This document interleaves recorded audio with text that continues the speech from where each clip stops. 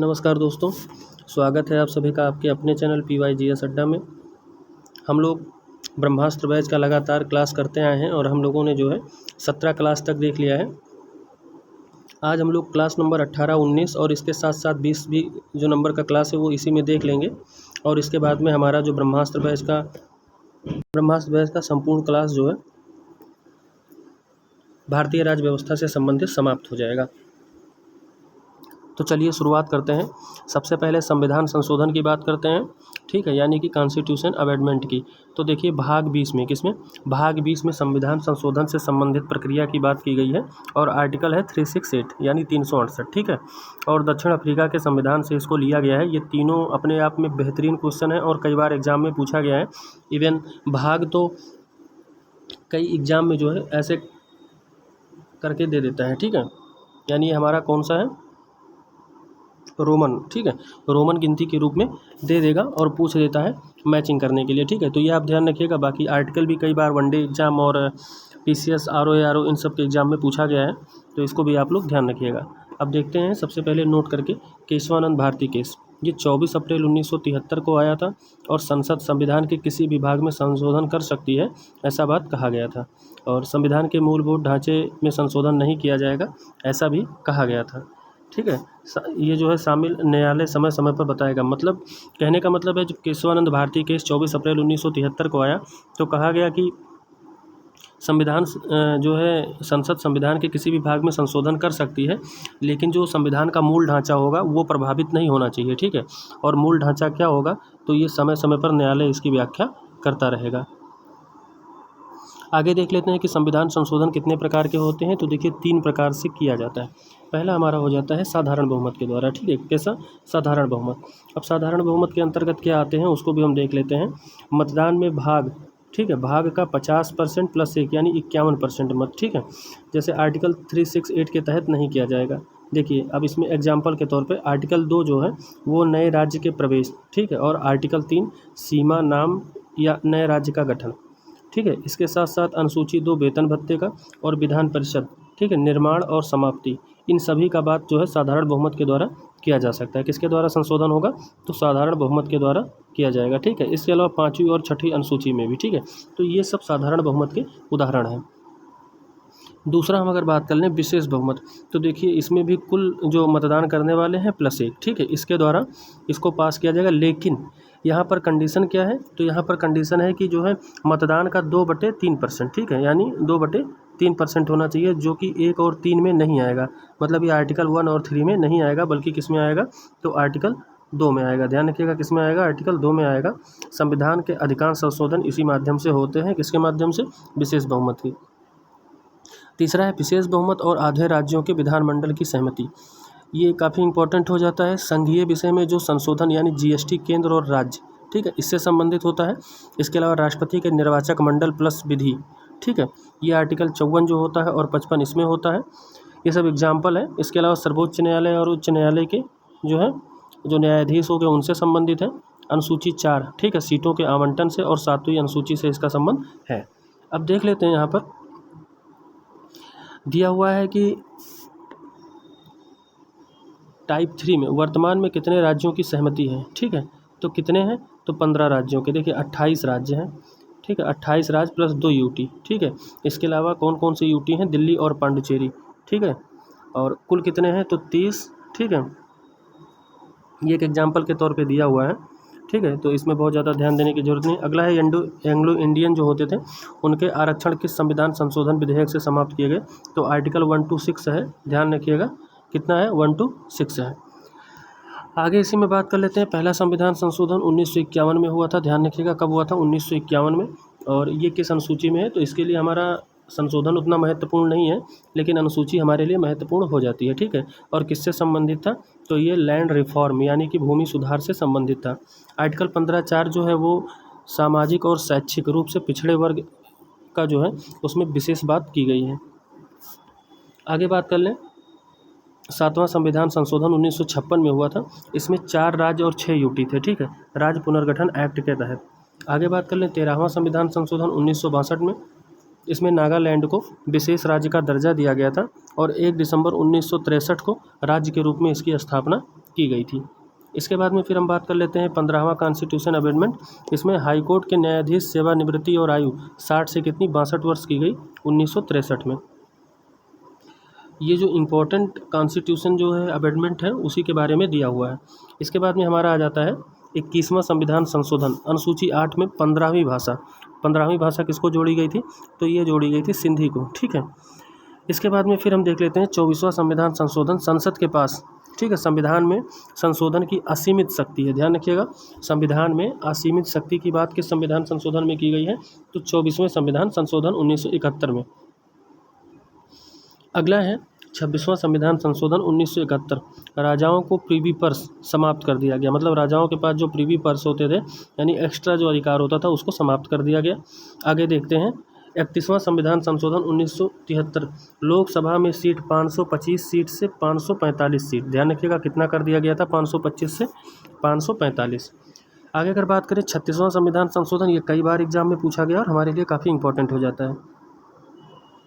तो सिक्किम को 22वां राज्य का दर्जा प्रदान किया गया था। अब देख लेते हैं 42वां संविधान संशोधन, इसको मिनी कॉन्स्टिट्यूशन भी कहा जाता है। क्या कहा जाता है? मिनी कॉन्स्टिट्यूशन कहा जाता है, ध्यान रखिएगा। 42वां संविधान संशोधन हुआ कब था? तो 1976 में हुआ था और इसको लघु संविधान या वही मिनी कॉन्स्टिट्यूशन की बात है। और इसको लागू कब से किया गया? तो 1977 से, ध्यान रखिएगा 1977 से, ठीक है। अब देख लेते हैं भाग 4A, मौलिक कर्तव्य कितने? 10 मौलिक कर्तव्यों को जोड़ा गया था। बाद में सन 2002 86वां संविधान संशोधन हुआ था, उसमें 11वां जो फंडामेंटल ड्यूटीज़ है उसको जोड़ दिया गया था। तो वर्तमान में कुल 11 है और जब संविधान बना था मूल संविधान में 0 थे, ध्यान रखिएगा। तो जो संविधान संशोधन 42वां हुआ 1976 में, उसी के तहत 10 मौलिक कर्तव्य जोड़े गए थे। इसके बाद में हम बात कर लें भाग हमारा जो हो जाता है, तो यहाँ पर हमारा भाग जो 16 है, ठीक है, इसमें जो है 323 से 323 भी और ट्रिब्यूनल यानी प्राधिकरण से संबंधित बात की गई है। इसके बाद में हमारा जो है प्रस्तावना, ठीक है, प्रियम्बल, इसमें समाजवाद, पंथ निरपेक्ष और अखंडता सब जोड़े गए हैं। इसके बाद में अगर बात कर लें आर्टिकल 39A की, तो इसमें फ्री लीगल एडिज यानी निःशुल्क कानूनी सहायता देने की बात की गई है। इसके अलावा 48A पर्यावरण सुरक्षा की बात की गई है। और इसके साथ साथ वन्य जीव, माप तौल, जनसंख्या, ये सब किसके विषय हैं? तो ये जितने हो जाते हैं, ध्यान रखिएगा, शिक्षा, वन्य जीव, माप तौल और जनसंख्या, ये राज्य सूची से किसमें शामिल कर दिया गया है? तो समवर्ती सूची में। पहले ये राज्य सूची का विषय था, लेकिन वर्तमान में इसको कहाँ शामिल कर दिया गया? तो समवर्ती सूची में शामिल कर दिया गया।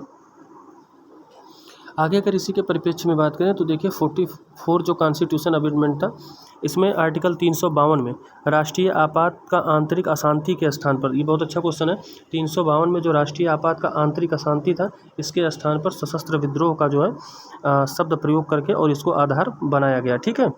राष्ट्रीय आपात लागू करने के लिए कैबिनेट की जो है लिखित अनुमति होनी चाहिए, जो कैबिनेट है उसकी लिखित अनुमति होनी चाहिए। और संपत्ति का अधिकार जो है ये मौलिक अधिकार से विधिक अधिकार बन गया था, ध्यान रखिएगा 1978 में। ये किस में था? तो आर्टिकल 31 में था, ये भी बात ध्यान रखिएगा। आगे देख लेते हैं 52वां संविधान संशोधन यानी 52 कॉन्स्टिट्यूशन अमेंडमेंट, ये कब हुआ था? तो 1985 में हुआ था। इसमें 10वीं अनुसूची जोड़ी गई थी जो कि दल बदल से संबंधित है, ये भी कई बार एग्जाम में पूछा गया है। आगे अगर बात कर लें तो 56वां संविधान संशोधन, इसमें गोवा को जो है पूर्ण राज्य का दर्जा प्राप्त हो गया था।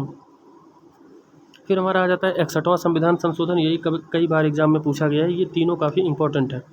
तो ये 1989 में और आर्टिकल 326, ठीक है, वोट की उम्र जो है 21 से घटाकर कितनी कर दी गई थी? 18 वर्ष कर दी गई थी।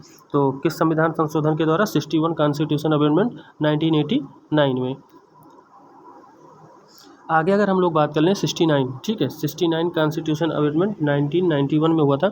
दिल्ली के लिए 239 AA से लेकर 239 AB यहाँ तक के आर्टिकल का प्रावधान किया गया है। तो ये दोनों इंपॉर्टेंट हैं, ये दोनों कई बार पूछा गया है। अब इसमें हमारे सारे काफ़ी इंपॉर्टेंट है, तो इसीलिए हम किसी को ज़्यादा दरकिनार या छोड़ नहीं सकते हैं। तो उसके बाद में 17वां संविधान संशोधन, ये UP PCS का क्वेश्चन है। 17वां संविधान संशोधन 1992 में राष्ट्रीय निर्वाचक मंडल दिल्ली और पांडुचेरी, इनकी बात की गई है कि ये जो है राष्ट्रपति के निर्वाचक मंडल में शामिल होंगे। इसके बाद में फिर हमारा 71 नंबर का कॉन्स्टिट्यूशन हो जाता है 1992 में। इसमें नेपाली, मणिपुरी और कोंकणी, ये 3 भाषाएँ जोड़ी गई थी, ठीक है, 3 भाषाएँ जोड़ी गई थी। इसके बाद में फिर हम बात कर लेते हैं 73वां संविधान संशोधन, ये तो कई बार पूछा गया एग्जाम में, मतलब बता नहीं सकते कितनी बार पूछा गया। तो इसमें जो है 1992 में हुआ था और ये भाग 9 में है, अनुसूची 11 में। इसमें आर्टिकल 243 से 243 ओ तक की बात की गई है पंचायती राज की, ठीक है। और ये जो है इसमें कुल कितने विषय हैं, तो 29 विषय हैं, ये भी ध्यान रखिएगा। आगे बात कर लें 74वां संविधान संशोधन 1992 में हुआ था और ये 9A में या 9 में शामिल है।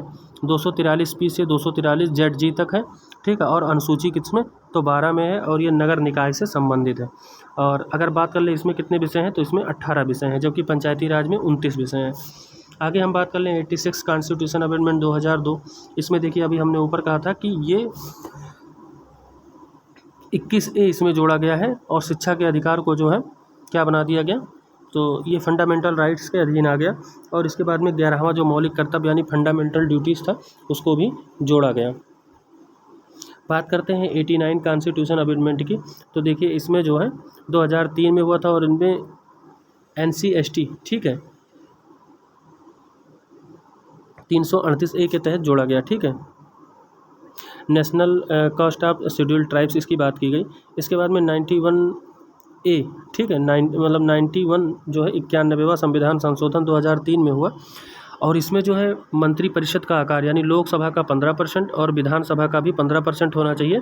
अपवाद के लिए दिल्ली में कितना होता है, तो 10%, मतलब जो मंत्रियों का जो मंडल होना चाहिए वो 10% होना चाहिए दिल्ली में, ये अपवाद स्वरूप हो गया, ठीक है।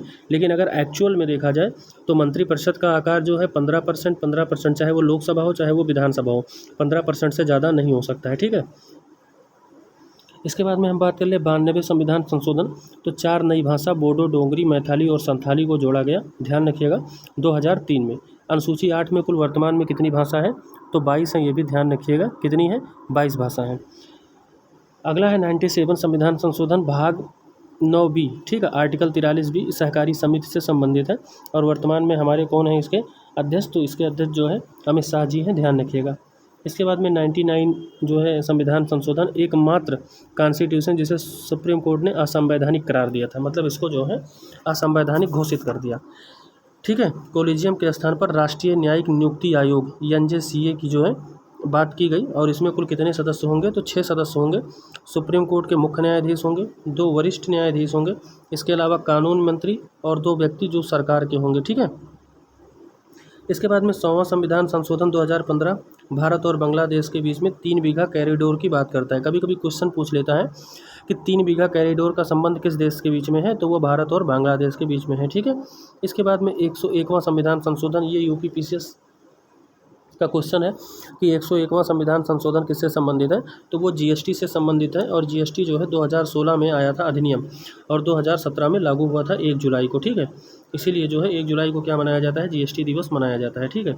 इसके अलावा आप हमें और बताइए कि 1 जुलाई को जो है एक चिकित्सक थे, उनका भी जन्मदिन जो है मनाया जाता है, तो आप लोग बताइए वो कौन थे।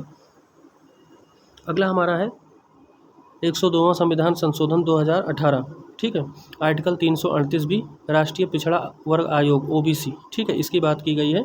OBC आयोग की नियुक्ति जो है वो राष्ट्रपति करता है और इसकी संरचना में एक अध्यक्ष होगा, ठीक है। उसके अलावा जो है एक अन्य जो है उपाध्यक्ष और इसके साथ में 3 सदस्य होंगे। वर्तमान में इसके जो अध्यक्ष हैं वो हंसराम गंगाराम अहीर जी हैं, ठीक है। आगे बात करें राष्ट्रीय पिछड़ा वर्ग आयोग, ये वर्तमान में संवैधानिक हो गया और 1993 के एक्ट से वैधानिक, ठीक है। आगे बात कर लें 193वां संविधान संशोधन, ये आर्टिकल 15(6) और 16(6) में EWS के 10% आरक्षण की बात करता है।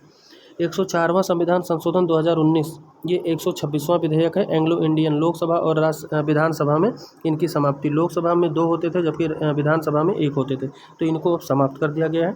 SC/ST के सीट आरक्षण 10 वर्ष का विस्तार कर दिया गया है। 105वां संविधान संशोधन और 127वां कैबिनेट बिल, OBC में कौन कौन से राज्य तय करेगा कि कौन कौन उनमें होगा, ठीक है। अब देखिए बिल जो होता है वो लोकसभा में 10 अगस्त 2021 को, ठीक है, उसके बाद राज्यसभा में 11 अगस्त 2021, फिर 18 अगस्त को और एक्ट यानी सिग्नेचर बन जाता है, ठीक है। तो ये हमारा जो है 18 नंबर का क्लास था। इसके बाद में हम लोग इसी में 19 और 20 देख लेंगे, ठीक है, और हमारा जो है ब्रह्मास्त्र बैच का भारतीय संविधान एवं राज्य व्यवस्था का क्लास समाप्त हो जाएगा और इसके बाद हम लोग हिस्ट्री देखने वाले हैं। तो यहाँ पर हम लोग देखते हैं स्वतंत्र भारत का फर्स्ट मंत्रिमंडल, उसके बारे में थोड़ा सा बात कर लेते हैं। देखिए, जो जवाहरलाल नेहरू जी थे वो प्रधानमंत्री और विदेशी मामले से संबंधित थे। इसके बाद में सरदार वल्लभ भाई पटेल पहले गृह मंत्री और सूचना प्रसारण मंत्री थे। ये कई बार ये सब क्वेश्चन पूछा हुआ है। इसके बाद में फिर डॉक्टर राजेंद्र प्रसाद खाद्य एवं कृषि मंत्री थे। मौलाना अबुल कलाम आज़ाद शिक्षा मंत्री थे।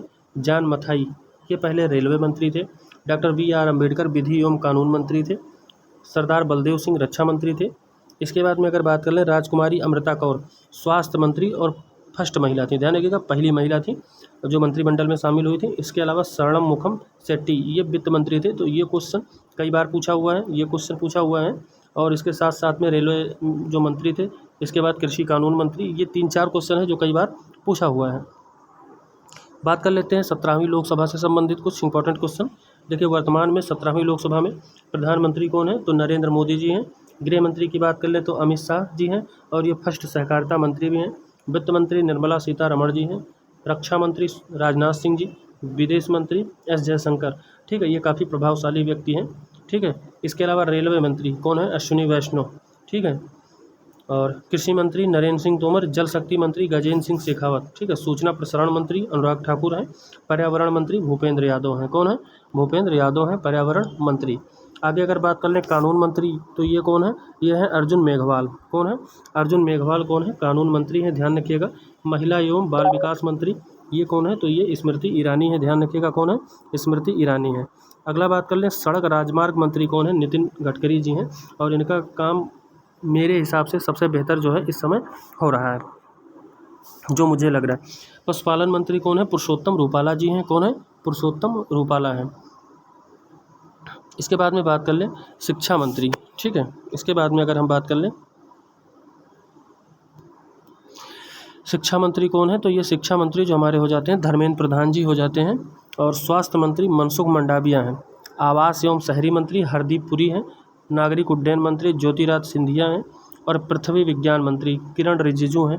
इसमें भी काफ़ी अच्छा काम हो रहा है। खेल मंत्री अनुराग ठाकुर हैं, ठीक है। कौन है? अनुराग ठाकुर हैं। आगे अगर हम लोग बात कर लें तो देखिए यहाँ पर समितियों से संबंधित बात की गई है, संसदीय समितियाँ, ठीक है।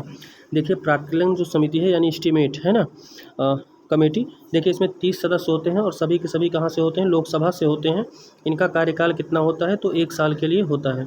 और बात करें सबसे बड़ी समिति कौन सी है? तो वो प्राक्कलन समिति ही हो जाती है। और इसी की जुड़वा बहन किसको कहा जाता है? लोकलेखा समिति को कहा जाता है, जिसमें टोटल 22 सदस्य होते हैं, लेकिन 15 ही जो है लोकसभा से और 7 राज्यसभा से होते हैं। ये भी बात ध्यान रखिएगा। इसके अध्यक्ष CAG का मित्र और मार्गदर्शक के रूप में काम करता है। और जो है इसमें जो नेता होता है वो विपक्ष का नेता इसका अध्यक्ष होता है, ध्यान रखिएगा। किसका? विपक्ष का नेता इसका अध्यक्ष होता है लोकलेखा समिति का। और CAG का मित्र और मार्गदर्शक किसको कहा जाता है? तो वो लोकलेखा समिति को कहा जाता है। जबकि बात करें जुड़वा बहन तो वो प्राक्कलन समिति को कहा जाता है। आगे बात करते हैं अविश्वास प्रस्ताव की। देखिए अविश्वास प्रस्ताव जो है विपक्षी दल द्वारा लगाया जाएगा, ठीक है। किसके द्वारा लाया जाता है? विपक्षी दल के द्वारा। और मंत्रिपरिषद में मंत्री के खिलाफ केवल लोकसभा में ही जो है अविश्वास प्रस्ताव लाया जाता है। न्यूनतम 50 मेंबर पर जो है होना चाहिए, ठीक है। अगर प्रस्ताव पारित हो तो सरकार के पास बहुमत नहीं है तो यह सिद्ध हो जाएगा, ठीक है। तो यह सिद्ध हो जाएगा। आगे अगर हम इसी में देख लें निधि से संबंधित बात, ठीक है, जो फंड रिलीज होते हैं उनके बारे में देखते हैं। देखिए संचित निधि, ठीक है, यानी कि इसमें बात कर दें कंसोलिडेटेड, ठीक है, इसकी बात कर रहा है तो ये आर्टिकल 226 में है, 266 यानी 266 में, ठीक है।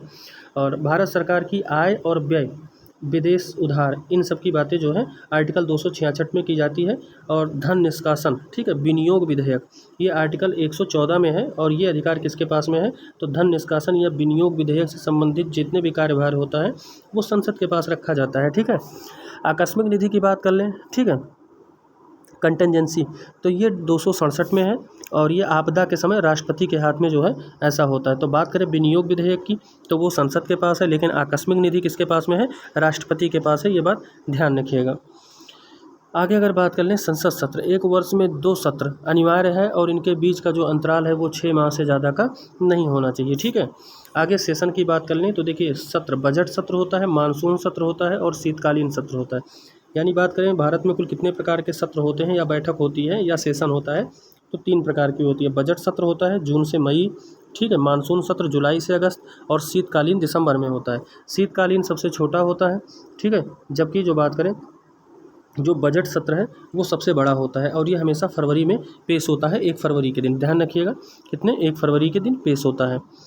आगे बात कर लें, राष्ट्रपति संबोधन अनिवार्य है इसमें, और राष्ट्रपति संबोधन 2 बार अनिवार्य है। ये भी बात ध्यान रखिएगा, बजट सत्र और चुनाव के बाद नई लोकसभा के दौरान, इन 2 समय पर राष्ट्रपति का संबोधन अनिवार्य होता है।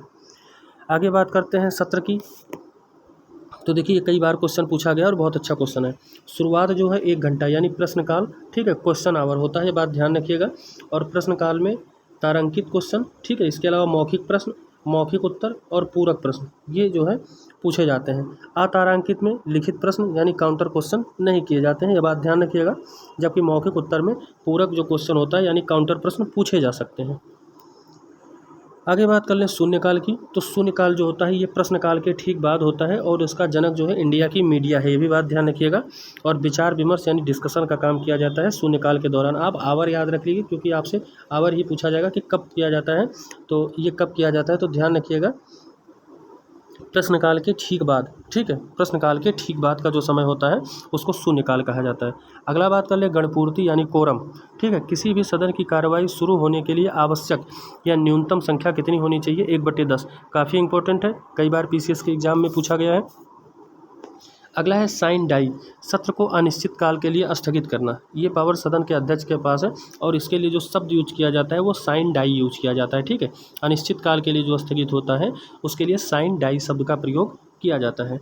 हाल ही में 18 से 22 सितंबर तक विशेष सत्र का आयोजन हुआ, ठीक है। अगला है गुलेटिन, ये गला घोंटकर मार देना यानी समय की कमी होने पर, देखिए बहुत अच्छा है, गुलेटिन का मतलब समय की कमी होने पर बहस को जो है हटाकर सीधा वोटिंग कराना, इसे गुलेटिन कहते हैं।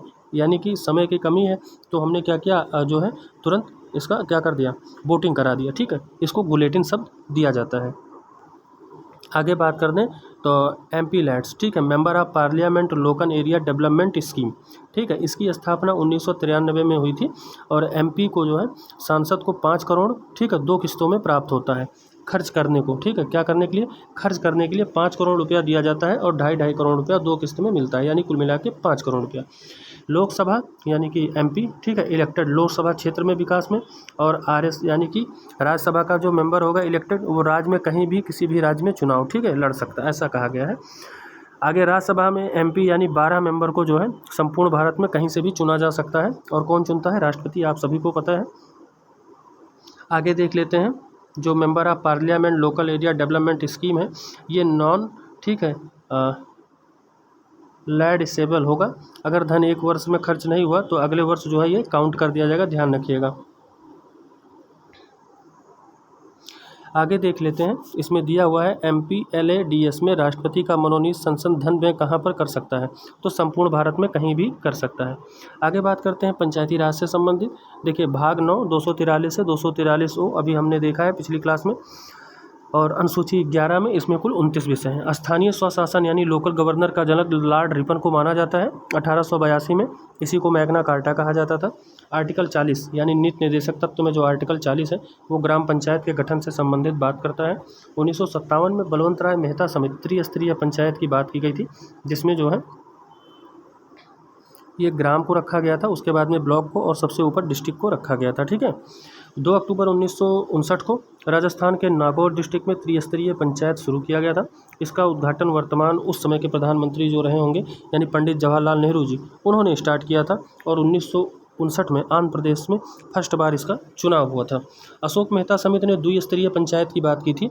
द्विस्तरीय में उन्होंने ग्राम को नीचे रखा था और जिला को ऊपर रखा था। लक्ष्मी मल सिंघवी समिति, ठीक है, ये पंचायती राज को संवैधानिक दर्जा देने की सिफारिश की थी और 73वां संविधान संशोधन 1992 में, ठीक है, 24 अप्रैल 1993 को लागू हुआ था। भाग 9, ठीक है, 243 से 243 अनुसूची 11, ये सेम बात रिपीट कर दी गई है। 24 अप्रैल को पंचायती राज दिवस मनाया जाता है, ये बात आप लोग ध्यान रखिएगा। आगे हम लोग देख लेते हैं नगरीय निकाय से संबंधित। ये 74वां संविधान संशोधन 1992 का है। इसमें कुल 18 विषय हैं, 243 से 243 ZG तक है और ये जो है भाग 9A में है। आगे देखते हैं इसमें 243G पंचायत शक्ति, ठीक है, 29 विषय हैं और 243 पंचायती राज एवं वित्त आयोग से संबंधित है। आगे देख लेते हैं 243 के में पंचायत के निर्वाचन से संबंधित बात की गई है। आगे देख लेते हैं 243 नगरीय निकाय और राज्य वित्त आयोग से संबंधित है। 243 जिला आयोजन समिति और 243 से नगरीय निकाय या राज्य निर्वाचन आयोग से संबंधित है। आगे बात कर लेते हैं पंचायती राज त्रिस्तरीय संरचना। देखिए, ग्राम स्तर पर ग्राम पंचायत संस्था होगी, अध्यक्ष उसका सरपंच होगा, ठीक है, उपाध्यक्ष उप सरपंच होगा और प्रशासक ग्राम सेवक यानी BDO होगा, ध्यान रखिएगा, विलेज डेवलपमेंट ऑफिसर, ठीक है। फिर दूसरा बात कर लें खंड पे, पंचायत समिति होगी, अध्यक्ष प्रधान ही होगा, उपाध्यक्ष उप प्रधान होगा, लेकिन यहाँ पर प्रशासक खंड विकास अधिकारी यानी BDO ब्लॉक डेवलपमेंट ऑफिसर हो जाएगा, ठीक है। ये BDO और VDO में थोड़ा सा डिफरेंस है, इसको ध्यान रखिएगा। आगे बात कर लें जिला, तो जिला परिषद होगा और इसका प्रमुख जिला प्रमुख होगा, ठीक है। उप जिला प्रमुख उपाध्यक्ष होगा और मुख्य कार्यकारी अधिकारी जो है CEO होगा, ठीक है। आगे देख लेते हैं नोट, पंच, सरपंच, डायरेक्टर, पार्षद, इनका चुनाव प्रत्यक्ष होता है। किसका किसका? बहुत अच्छा क्वेश्चन बन जाता है। पंच का, सरपंच का, डायरेक्टर का और पार्षद का, जबकि प्रधान का, जिला प्रमुख का अप्रत्यक्ष होता है। किसका? प्रधान का और जिला प्रमुख का। अब देखिए कहीं कहीं सरपंच को ही प्रधान बोला जाता है, तो यहाँ पर जो है थोड़ा कन्फ्यूजिंग वाला मैटर है, लेकिन आप लोग ध्यान रखिएगा जिसके क्षेत्र में जो प्रयोग किया जाता हो। बाद में फिर हम लोग देख लेते हैं थोड़ा सा जो यहाँ पर संबंधित है आपातकाल यानी इमरजेंसी से। देखिए, जो आपातकाल है वो भाग 18 में है और 352 से 60 तक है। 3 प्रकार के आपात हैं भारत में। राष्ट्रीय आपात आर्टिकल 352 में है, राष्ट्रपति शासन आर्टिकल 356 में है और वित्तीय आपात 360 में, जो अभी तक भारत में एक भी बार नहीं लगा है, ठीक है। इसके अलावा राष्ट्रीय आपात की बात करें तो वो 3 बार लगा हुआ है। नीचे हम लोग एक एक करके देख लेते हैं। देखिए, राष्ट्रीय आपात की बात कर लें, नेशनल इमरजेंसी आर्टिकल 352 में है, ठीक है। और इसकी घोषणा कौन करता है? तो राष्ट्रपति करता है। और इसका आधार मूल संविधान में युद्ध, बाह्य आक्रमण और आंतरिक यानी 3 आधार पर किया जा सकता है। वर्तमान में भी युद्ध, बाह्य आक्रमण और सशस्त्र विद्रोह के आधार पर। देखिए, 44वां संविधान संशोधन 1978 में हुआ। मोरारजी देसाई उस समय प्रधानमंत्री थे।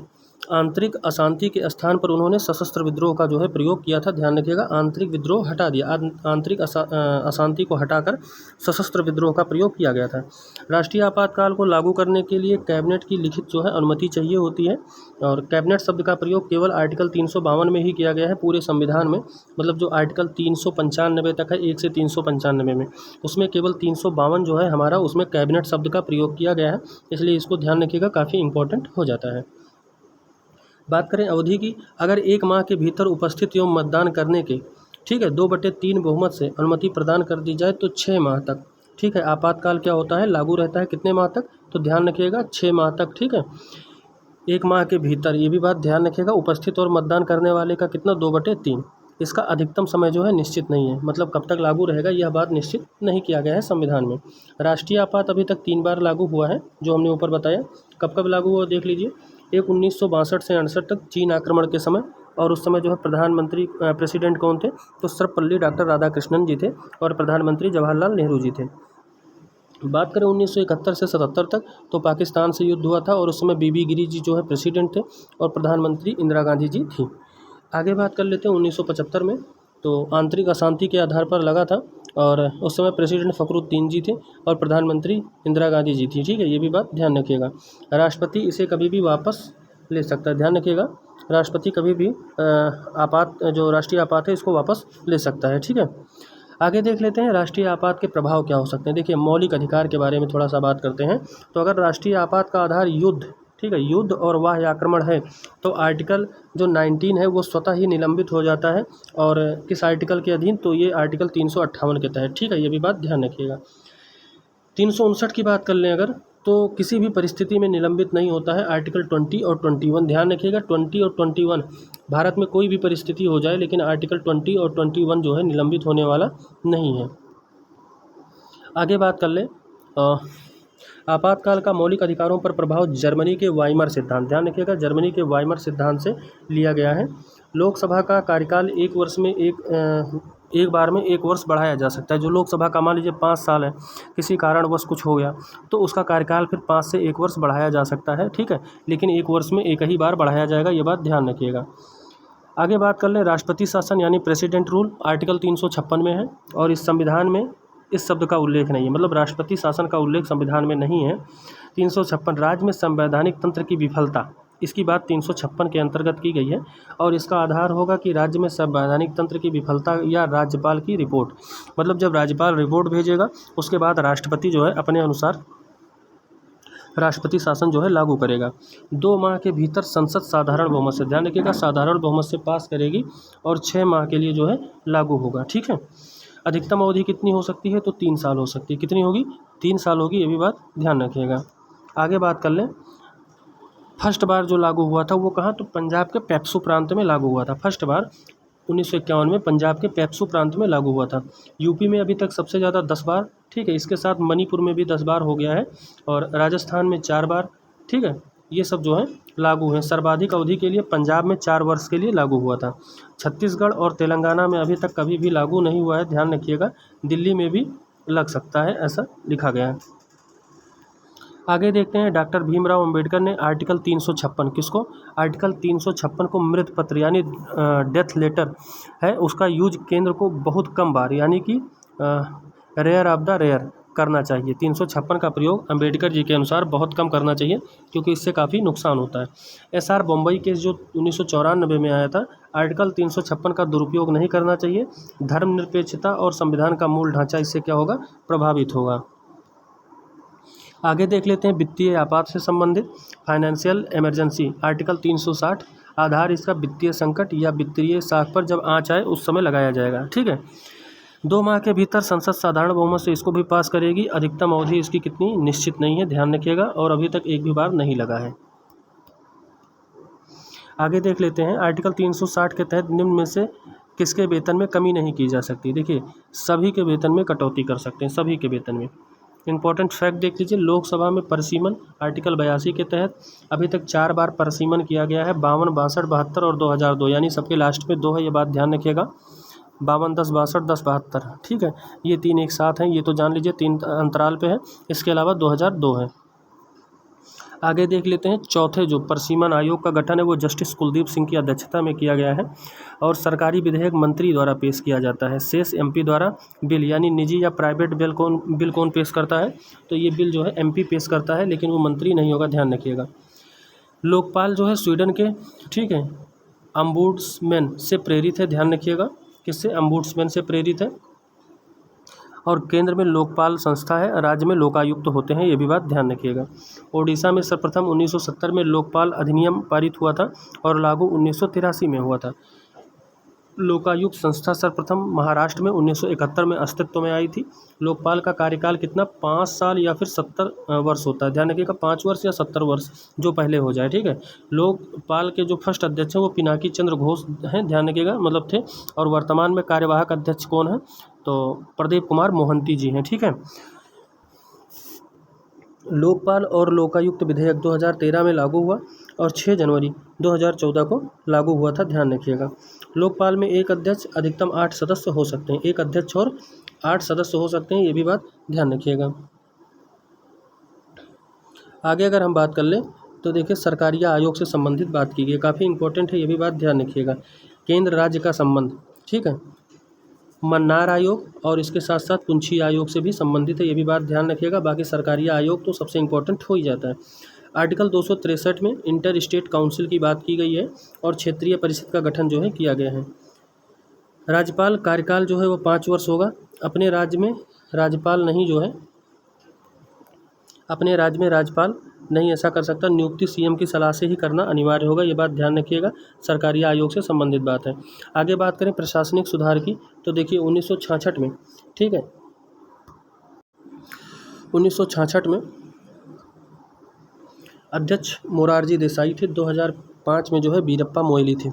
ठीक है, वरीयता क्रम की बात कर लें तो राष्ट्रपति, उपराष्ट्रपति, उसके अलावा प्रधानमंत्री, फिर राज्य के राज्यपाल, फिर 5 नंबर पे पूर्व राष्ट्रपति, मुख्य न्यायाधीश और लोकसभा के अध्यक्ष। और 7th वरीयता कैबिनेट मंत्री, CM, पूर्व PM व विपक्ष के नेता और सांसद होंगे। ठीक है, आगे बात कर लेते हैं, कुछ यहाँ पर इंपॉर्टेंट फैक्ट्स हैं। देखिए, सुप्रीम कोर्ट की पहली महिला कौन थी? तो फातिमा बीबी थी 1989 में। किसी भी हाई कोर्ट की पहली महिला कौन थी? अन्ना चांडी थी, केरल की। हाई कोर्ट की फर्स्ट मुख्य न्यायाधीश लीला सेठ, हिमाचल प्रदेश की, ये भी ध्यान रखिएगा।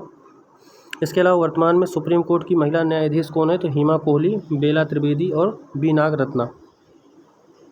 फर्स्ट राजभाषा आयोग 1955 में बीजी खेर, ठीक है, बीजी खरे की अध्यक्षता में बना था। ये भी काफ़ी अच्छा क्वेश्चन है, ध्यान रखिएगा।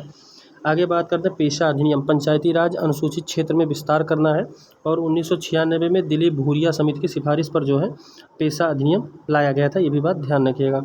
आगे अगर बात कर लें संशोधन विधेयक की, तो संशोधन विधेयक की शुरुआत किसी भी सदन से की जा सकती है। संशोधन विधेयक है, इसकी शुरुआत किसी भी सदन से की जाती है और संयुक्त बैठक यानी लोकसभा और लोकसभा इनको पावर जो है बराबर है, मतलब लोकसभा और दोनों को पावर बराबर है। राष्ट्रपति अनुमति देने के लिए इसमें क्या होता है? बाध्य होता है। मिजोरम राज्य का दर्जा 53वां जो 53 संविधान संशोधन हुआ था उसके तहत मिला था। लोकसभा की प्रक्रिया और कार्य संचालन नियम के अंतर्गत नियम 377 के अधीन लोकसभा के सदस्यों द्वारा एक दिन में अधिकतम कितने मामले उठाए जा सकते हैं? तो 20 मामले उठाए जा सकते हैं। कितने मामले? 20 मामले उठाए जा सकते हैं 377 नियम के तहत, ठीक है। तो इस प्रकार से जो है आज हमने ब्रह्मास्त्र बैच का, किसका? ब्रह्मास्त्र बैच का जो है क्लास नंबर 18, 19 और इसके साथ साथ 20 भी लिखा है, लेकिन जो हमारा थंबनेल होगा उसमें 18 और 19 का ही दिखेगा। तो आप लोग 20 जो है देख लीजिएगा, क्योंकि क्लास थोड़ी छोटी हो जाती, तो हम चाह रहे थे कि एक क्लास के लिए एक्स्ट्रा बनाने से बेहतर यही है कि एक ही में तीनों को मर्ज कर दिया जाए। बाकी 2 क्लास तो हम पढ़ा ही रहे थे, तो आप लोग देखिएगा और कोशिश करिए कि ज़्यादा से ज़्यादा इसको जो है अपने दोस्तों में शेयर करते रहिए। शेयर करने के बाद में लाइक और सब्सक्राइब के लिए, ठीक है। और कोई एक प्लेलिस्ट भी आप अपने दोस्तों को शेयर कर सकते हैं, ताकि जो है ज़्यादा से ज़्यादा हमको मोटिवेशन मिल सके। और जब कोई यूट्यूब की तरफ से मैसेज आता है तो हम ज़रूर उसको अपने व्हाट्सएप पे शेयर करते हैं, ताकि जो भी हमारे इस मुश्किल घड़ी में साथ दे रहे हैं उन सब का भी हौसला बढ़े कि कुछ बेहतर हो पा रहा है। तो आप लोग देखिए और इसको जो है ज़्यादा से ज़्यादा शेयर करिए। और आप सभी ने इतना सहयोग और जो है प्यार दिया उसके लिए बहुत बहुत धन्यवाद और आभार। तो देखते रहिए ऐसे ही। फिर उसके बाद में अब हम लोग हिस्ट्री का जो है क्लास ब्रह्मास्त्र बैच का स्टार्ट करेंगे। अभी उसका जो है PDF बनाया जा रहा है, लिखा जा रहा है। लिखने के बाद जो है हम आपको कराना शुरू करेंगे। संभवतः कल ही इसकी पहली क्लास लाई जाएगी। तब तक आप लोग देखते रहिए। बहुत बहुत धन्यवाद। जय हिंद, वंदे मातरम।